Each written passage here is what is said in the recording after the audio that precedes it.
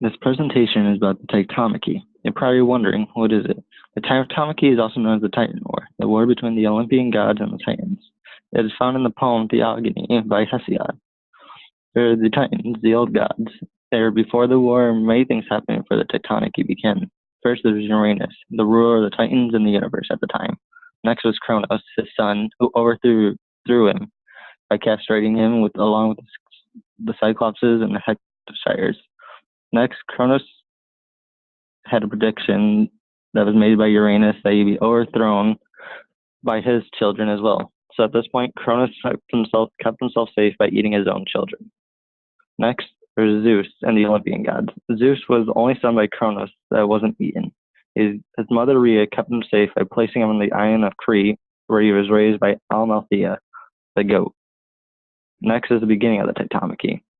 Zeus and Kronos met way before it began, because Zeus became a cupbearer for Kronos. He ended up feeding Kronos wine that had mustard in it, which made him throw up his siblings. Next are the Hecatoshires, who were freed along with the Cyclopses from Tartarus. The Hecatoshires helped in the war by throwing rocks at the Titans. Next are the Cyclopses. They helped by creating the thunderbolts that Zeus used along with Poseidon's trident and Hades' helm of darkness. Besides the Titanomachy, the Olympians. There are two Titans that helped with this. Themis, the Titan of divine law, and Prometheus, the Titan of fire. Next is the Titan side. One of the main leaders was Atlas. After the war happened, there were many things. Zeus and the Olympians won the war. Next, the Titans were trapped in Tartarus, like the Cyclops and Hecatoshires were before them. Next, Atlas was such a major role that Zeus decided to have him hold up the world instead. The gods, at this point, decided to split up the world.